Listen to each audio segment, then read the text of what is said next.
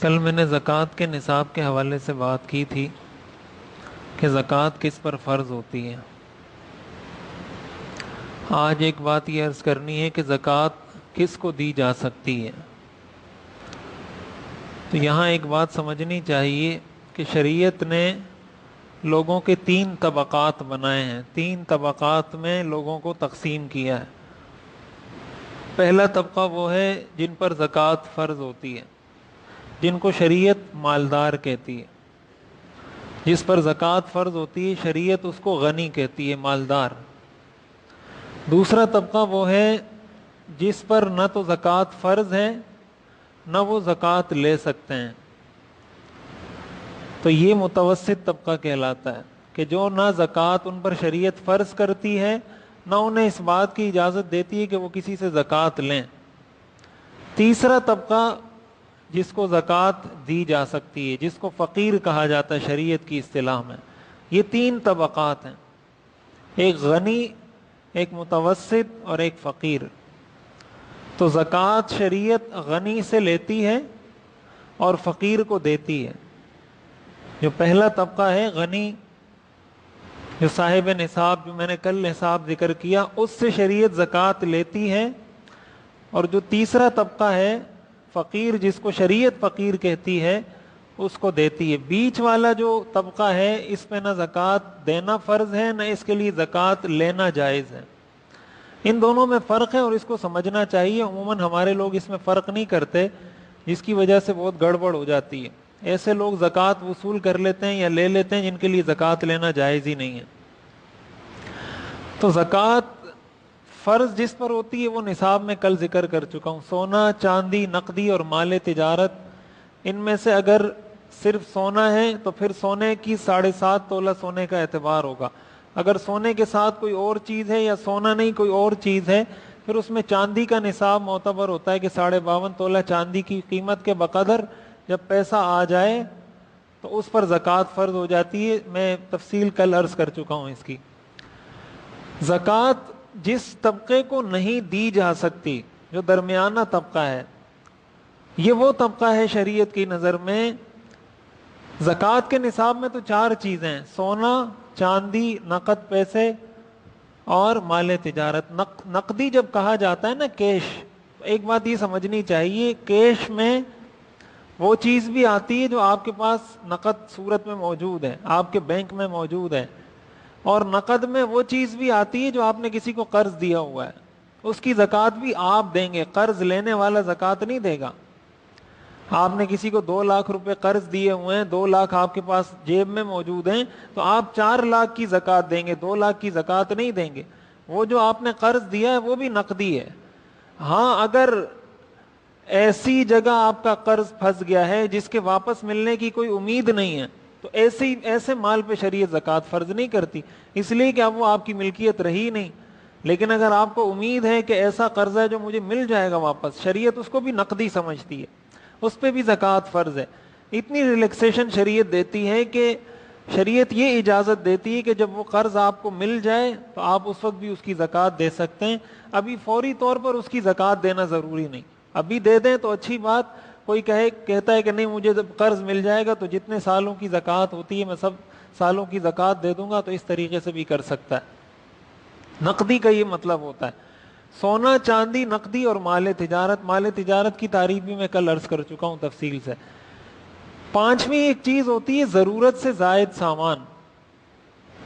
ضرورت سے زائد سامان کا مطلب یہ ہوتا ہے گھر کی ایسی چیزیں جو استعمال نہیں ہوتی، پورا سال گزر جاتا ہے استعمال نہیں ہوتی، یا گھر کی وہ چیزیں جو استعمال ہوتی ہیں لیکن شریعت اس کو ضرورت نہیں سمجھتی۔ مثال کے طور پر ٹی وی ہے، اب کسی نے اگر کوئی 50,000 کی وہ لگائی ہوئی اسکرین اپنے گھر میں، تو ایسے شخص کو زکوٰۃ نہیں دی جا سکتی، بالکل واضح سی بات ہے۔ کسی شخص کے گھر میں اگر 50,000 کی اسکرین لگی ہوئی ہے تو یہ 50,000 کی اسکرین ضرورت سے زائد ہے۔ تو جو شخص زکوٰۃ نہیں لے سکتا اس کا نصاب 5 چیزیں ہیں: سونا، چاندی، نقدی، مال تجارت اور ضرورت سے زائد چیزیں۔ اگر کسی کے پاس ضرورت سے زائد چیز اتنی قیمت کی ہو جو قیمت 52.5 تولہ چاندی کی بنتی ہے، تو ایسا شخص زکوٰۃ لے نہیں سکتا. زکوٰۃ دیتے وقت شریعت اس کا اعتبار نہیں کرتی کہ بھائی تمہارے گھر میں 50,000 کی اسکرین ہے لہٰذا اس کی بھی زکوٰۃ دو. اس کی زکوٰۃ دینا فرض نہیں ہے، اس لیے کہ وہ ضرورت سے زائد چیز ہے. وہ نہ سونا ہے، نہ چاندی ہے، نہ نقد ہے، نہ مال تجارت ہے، استعمال کی ایک چیز ہے. تو شریعت کہتی ہے اس پہ آپ نے زکوٰۃ دینی نہیں ہے. لیکن اگر کسی کے گھر میں ایسی چیزیں رکھی ہوئی ہیں تو شریعت کہتی ہے کہ اس کو زکوٰۃ دینی بھی نہیں ہے، ایسے شخص پہ زکوٰۃ نہیں لگتی. تو ضرورت سے زائد چیز یہ وہ پانچویں چیز ہے جو متوسط طبقہ کہلاتا ہے.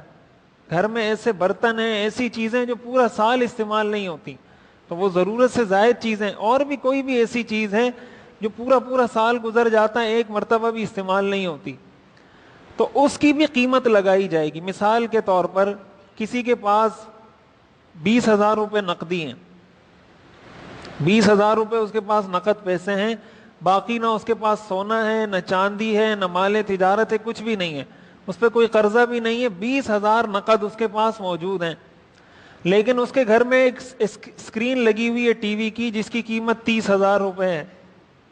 اب 20,000 اور 30,000 کو آپ جمع کریں گے تو یہ 50,000 روپے ہو گئے.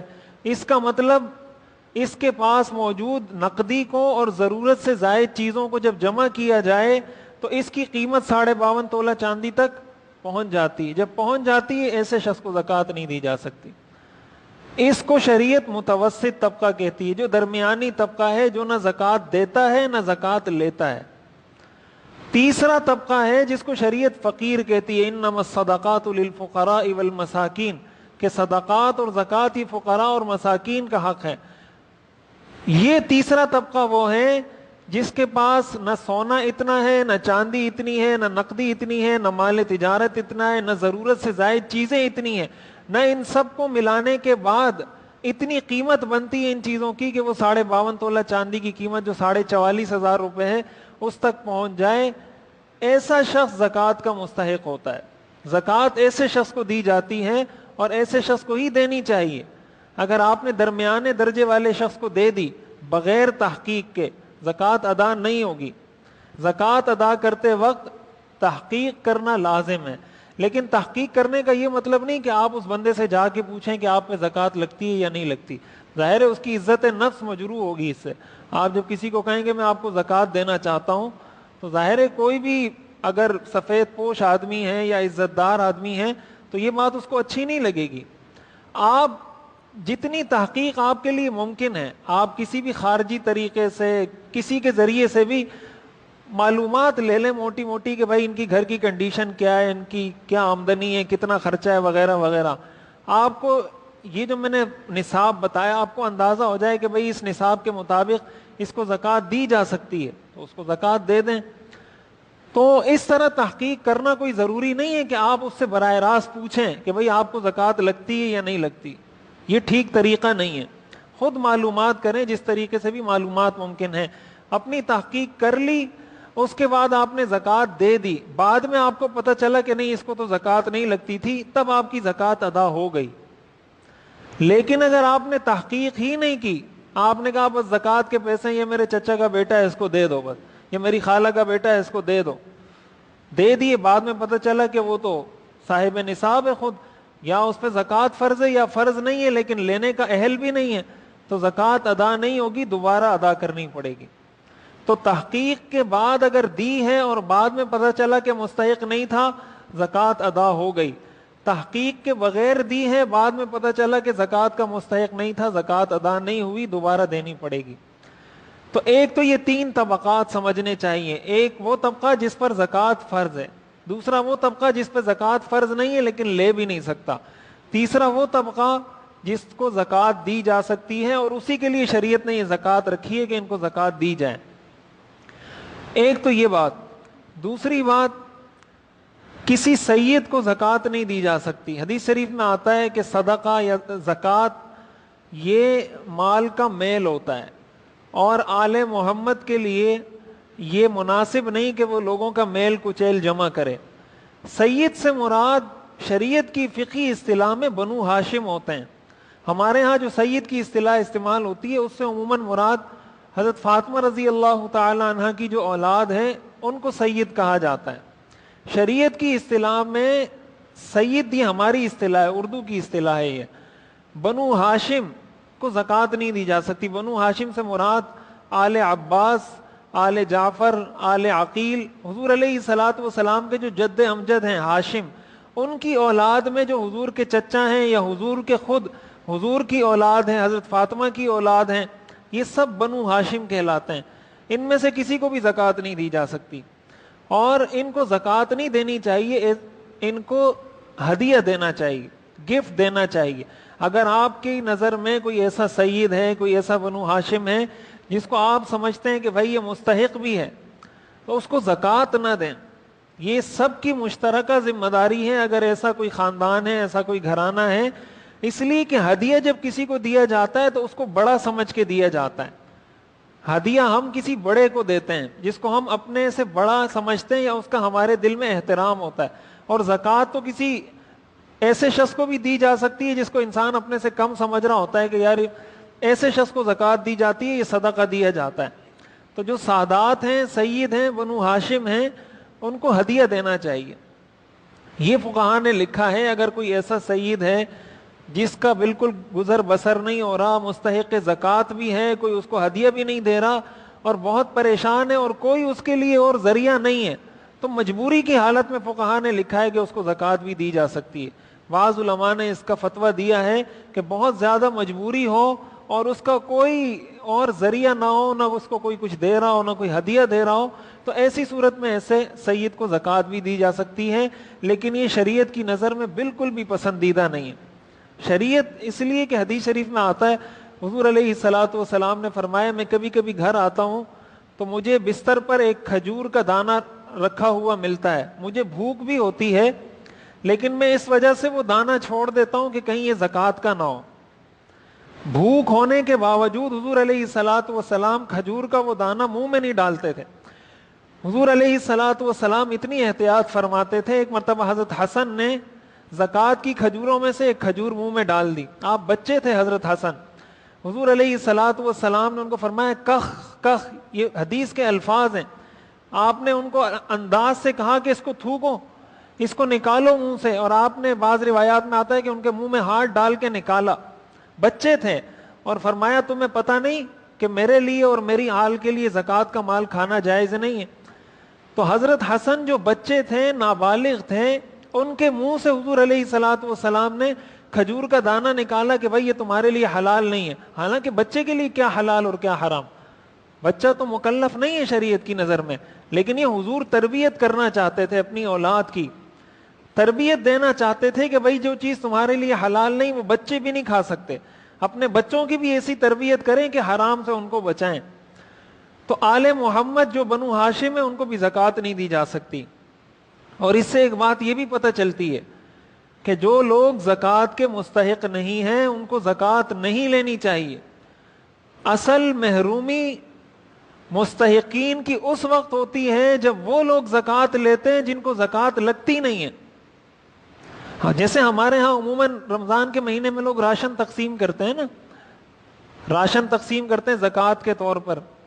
اب وہ ایسے گھر والے وہ راشن لے لیتے ہیں جن کا اپنا گزر بسر ہو رہا ہے، جن پر جو میں نے دوسرا نصاب ذکر کیا کہ ضرورت سے زائد چیزوں کو ملایا جائے تو وہ صاحب نصاب بن جاتے ہیں، ان پہ قربانی واجب ہے، صدقہ فطر واجب ہے. وہ لوگوں سے راشن لے رہے ہیں، کپڑے لے رہے ہیں، زکوٰۃ جمع کر رہے ہیں، ساری چیزیں وصول کر رہے ہیں. تو اگر اس طرح کے لوگ زکوٰۃ وصول کرتے رہیں گے، مستحق کا کیا بنے گا؟ جس کے لیے شریعت نے زکوٰۃ فرض کی تھی اس کو تو مل ہی نہیں.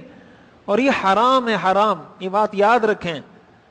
ایسی زکوٰۃ وصول کرنا حرام ہے، ناجائز ہے.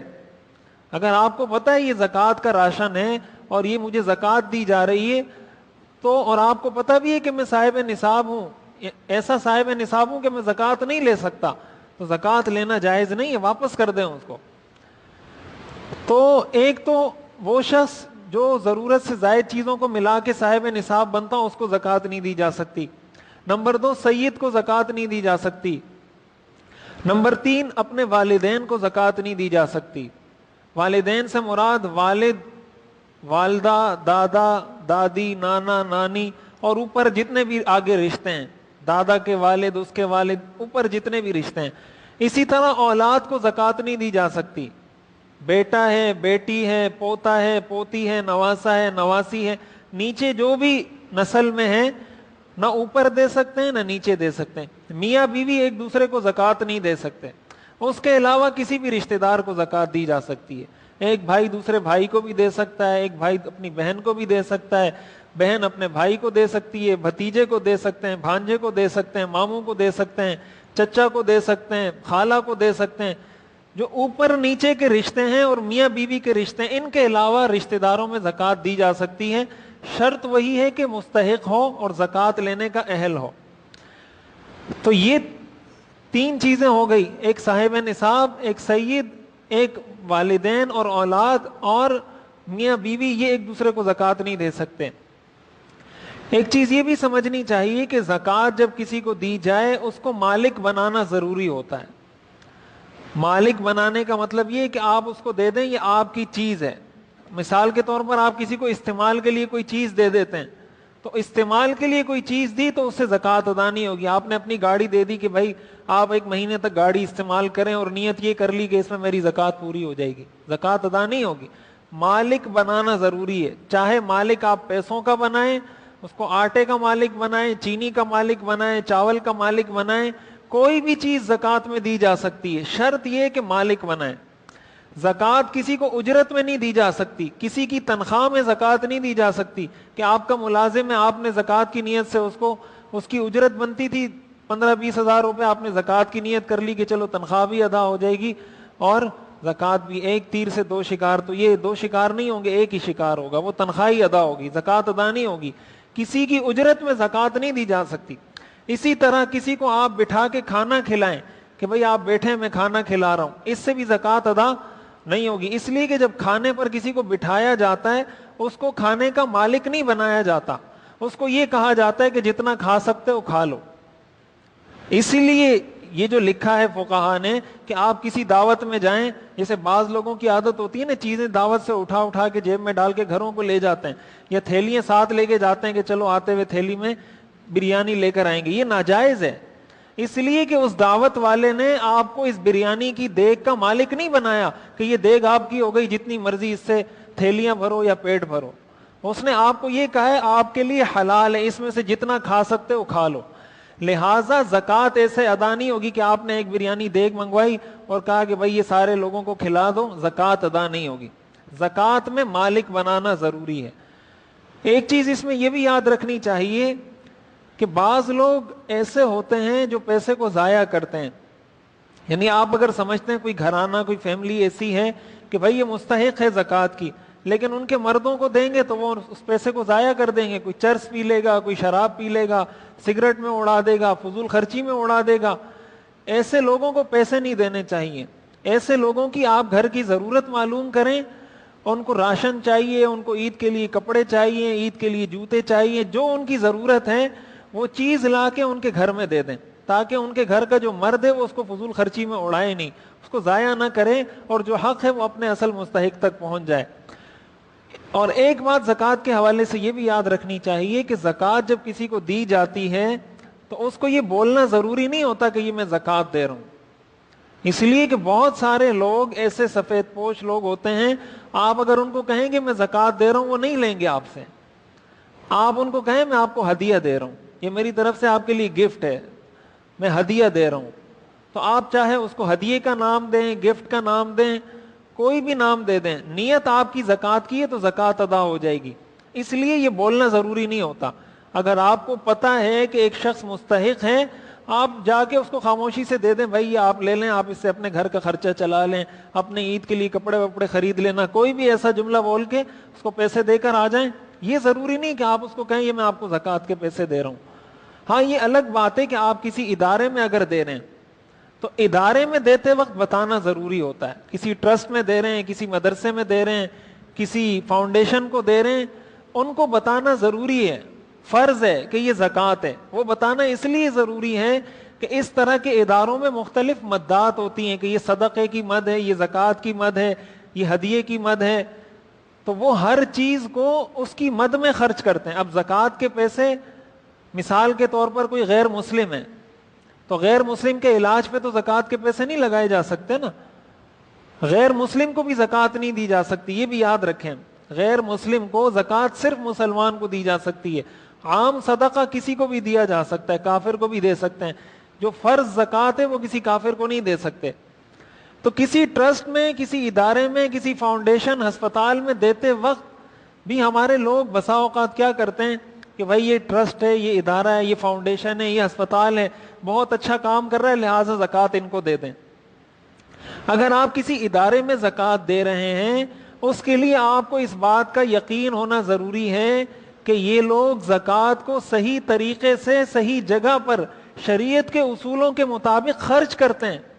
اگر کسی نے ٹرسٹ بنایا ہوا ہے, وہ زکوٰۃ بھی لے رہا ہے, صدقہ بھی لے رہا ہے, عطیات بھی لے رہا ہے, ایک ہی ڈبے میں جمع کر رہا ہے, اسی پیسے سے وہ مسلمان کا بھی علاج کر رہا ہے, اسی سے غیر مسلم کا بھی علاج کر رہا ہے, کسی کی زکوٰۃ بھی ادا نہیں ہوگی. زکوٰۃ کیسے ادا ہوگی؟ آپ کے پیسوں سے, زکوٰۃ کے پیسوں سے کافر کا علاج ہو رہا ہے, زکوٰۃ کیسے ادا ہوگی؟ ہاں, اگر آپ کو پتہ ہے ان کا پورا کوئی آڈٹ کا سسٹم ہے, آنے کا سسٹم ہے, جانے کا سسٹم ہے, لکھا جاتا ہے, کمپیوٹر میں کوئی سسٹم بنایا ہوا ہے کہ بھائی زکوٰۃ کی مد میں اتنے پیسے آئے ہیں, اب اس کو خرچ کس طریقے سے کرنا ہے, آپ نے تو لے لیے, اب آپ نے جس پہ خرچ کرنا ہے آپ نے اس کو کیسے مالک بنانا ہے کہ وہ اس کی زکوٰۃ بھی ادا ہو جائے. آپ نے تو پیسے لے لیے, لیکن اگر آپ اس پہ سیدھا سیدھا خرچ کر دیتے ہیں تو اس سے بھی زکوٰۃ ادا نہیں ہوگی. اس کا بھی پورا ایک شرعیہ پروسیجر ہے کہ کس طریقے سے آپ اس سے کوئی فارم فل کروائیں گے, اس سے لکھوائیں گے, وہ ساری چیزیں آپ کو دستخط کر کے دے گا کہ بھئی میں آپ کو اجازت دیتا ہوں, یہ کرتا ہوں. وہ ایک تفصیلی فہرست ہے, وہ ادارے جو ہوتے ہیں ان کو پتہ ہوتا ہے. تو ایسے ٹرسٹ میں, ایسے ادارے میں, ایسے ہسپتال میں, ایسی فاؤنڈیشن میں زکوٰۃ دیں جن کا کوئی شرعیہ بورڈ ہو, جن کا کوئی علماء کی نگرانی میں پورا ایک سسٹم ہو, جس کا آپ کو پتا ہو کہ یہ زکوٰۃ وصول کرنے کا بھی ایک سسٹم ہے, زکوٰۃ کو وصول کرنے کے بعد اس کو مالک بنانے کا بھی ان کا پورا ایک سسٹم ہے, مالک بنانے کے بعد اس زکوٰۃ کو خرچ کرنے کا بھی پورا ایک سسٹم ہے. اگر یہ آپ کو تحقیق نہیں, ایسے ادارے میں زکوٰۃ نہ دیں, آپ کی زکوٰۃ ادا نہیں ہوگی. زکوٰۃ ادا کرنی ہے تو پوری تحقیق کے بعد زکوٰۃ دینی چاہیے. تو یہ چند موٹی موٹی باتیں جو ہمیں یاد رکھنی چاہیے کہ زکوٰۃ کس کو دی جا سکتی ہے. مزید کچھ تفصیل انشاءاللہ وہ میں اگلے درس میں عرض کر دوں گا. اللہ تعالی ہمیں سمجھنے اور عمل کرنے کی توفیق عطا